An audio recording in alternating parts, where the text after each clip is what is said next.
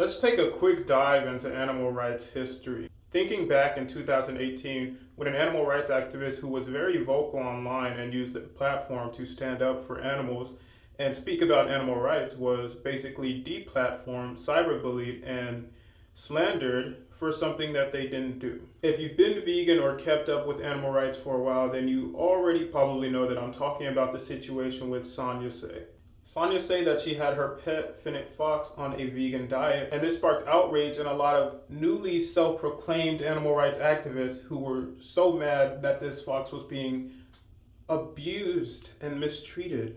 Just like the animals that they eat and wear, but we don't talk about that. Sonya posted pictures of her fox in which her fox did not look in very good shape, and she further proved that this was actually due to an allergy that was not related to the fox's vegan diet. But regardless, the entire situation took off and it was taken out of context. During this time, there was a channel by the name of Inform Overload, and basically they just made a bunch of videos about story that were trendy or that had the potential to go viral, such as this one. And the main antagonist of Sonya Say, driving her to go off of the platform, was this woman right here. Welcome back to IO. I'm Charlotte Dobre. Sonya Say has been you with information. I'm Charlotte Dobre. Overload, where we overload you with information. I'm Charlotte Dobre. A vegan YouTuber named Sonya Say with his name Jumanji, and she's known for forcing her pet fox Jumanji to be vegan. It is causing some serious controversy because she is trying to force her pet fox to be vegan too. Who is forcing her pet fox to be vegan? One of my favorite animal rights activists. She goes by Charlotte Dobre. Considering that there's videos that stain the name of Sonya Say for basically her entire life, I figured it's only fair to make a video that could at least give some recognition to Charlotte for being the cyberbullying fool that she is, along with the company that she worked for at the time. Now, at the time, Charlotte wasn't very known. She was known on Inform Overload, and from there, she basically stopped with that company and became a YouTuber on her own, gaining a bunch of popularity from reacting to a bunch of useless videos that posed no help to society, just entertainment videos for children, like reaction videos and whatnot. And she's gone viral from this and has created a popular fan base. So that is who Charlotte is. But during the time that the slandering was going on with Sonya Say, she became apparently one of the best animal rights activists in the world, making multiple videos slandering and talking down on Sonya and spreading misinformation, being the main antagonist for why she was driven off the platform. Obviously, with Inform Overload getting some of their most popular videos from Sonya, they want to just keep those videos going out so that they can bring in money. In addition to that time period, I've done some digging into Charlotte, and since then, I haven't seen much of her vocality when it comes to animal rights. And looking through her pages on Instagram and some of her posts, she even still wears the skins of animals. But not only that, of course she eats their dead bodies with no remorse. The platform is basically just filled with self-obsessed photos of herself, how rich she is, the clothes that she buys, and all the luxury lifestyle that she's living. And that's no surprise considering the reputation she's made for herself. A cyberbullying narcissist. I'm just going to be clear here. This woman posts absolutely nothing about human rights. This woman posts nothing about animal rights. But during that time, it was just such a huge deal that a fox was being starved by a vegan. The fox wasn't being starved by a vegan, by the way. So in conclusion, Charlotte was not the only person at the time. There were actually many of people, small and big, news platforms, channels, whatever you want to call it, giving their false opinions on the situation. As I've said before, the main reason why the story took off is because she played a huge role in it. Can you imagine that? Someone who abuses and causes the brutal deaths of animals made an animal rights activist go viral for abusing animals. Is that like a tongue twister or something? Animal abuser makes animal rights activists go viral for abusing animals. It's like the biggest contradiction that you can possibly have. The main thing that people do when they're concerned with the rights of the animals and how they are being treated is they stop eating them. They stop wearing their skin. They stop using products that are tested on them. Screw the word vegan. They just don't eat or use animals. Is that a better term for not harming animals for y'all than vegan? Because it seems like every time the term vegan is thrown into something, it becomes negative. Every time someone who doesn't want to harm animals does something like this, falsely accused feeding her fox a nutritionally inadequate diet, which she did not do. She proved that she had the test in the videos. She proved that the fox had all the nutrients that he needed and that he wasn't deficient, but he suffered an allergy. But somehow, if you were labeled by the word vegan, you still become the worst person in existence. This is reverse guilt tripping to take the attention off of them by non-vegans who have heard and have possibly even seen the videos. They click away quickly, but they've seen the videos that make them acknowledge that they are selfish for their choices.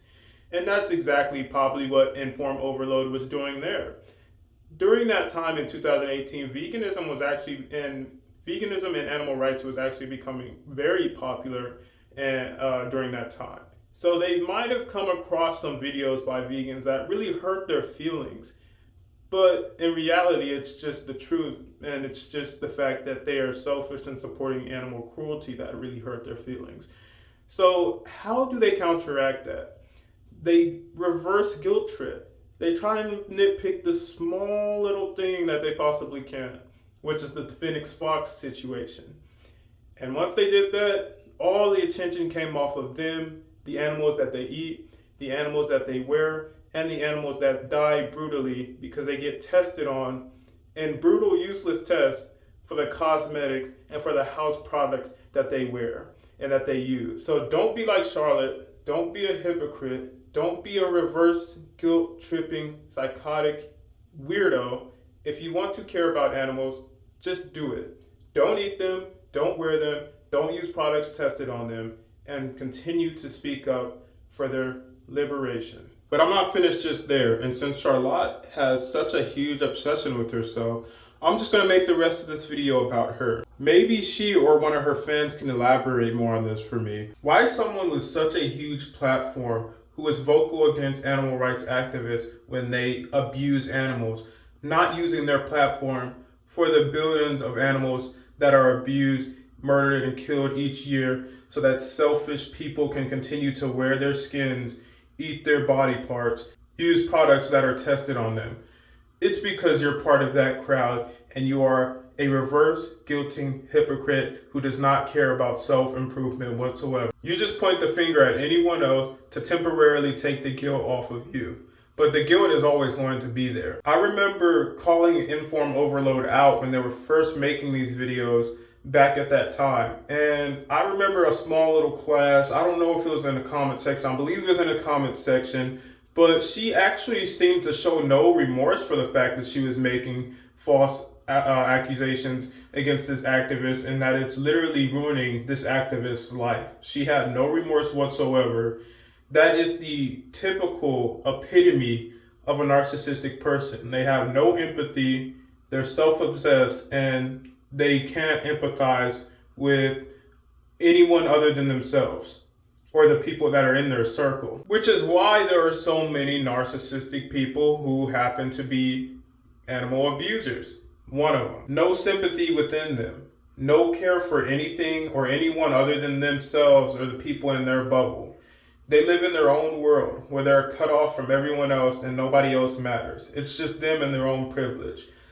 Don't get mad at me for speaking the truth. Just look at the page. All these fancy materialistic pictures of nothing that actually makes a difference in the world for anyone. You can be useless, you can be materialistic, and you can post about your privileged lifestyle and your comedy videos that don't make a difference. But for the activists that are actually out here and changing the world and making a difference for the sentient beings of innocent animals that want to live and that you are continuing to fund the suffering of and the killing of, just stay out of the way, okay? Just imagine that it's a bus about to run through you. Get out the fucking way. You serve no purpose to anything whatsoever other than yourself and the people in your bubble. That's fine. Don't come and try and deplatform an entire activist over something that you have no idea about. and then think it wouldn't bite you in the ass years later. I'm not bringing this up because I think this situation is still relevant or anything. I'm bringing it up because it could still happen to any activist out there. And for the time that it does, I'm definitely going to prepare myself to actually defend the activists this time. Or at least do a lot better at defending them, or attempting to. When that situation happened, I was actually just making my first couple of steps into activism. But now with some experience throughout the years, I can acknowledge that no activist should be deplatformed like that and forced to leave the platforms because there's just this many people trying to reverse guilt trip the attention off of themselves, the guilt off of themselves that they have within themselves.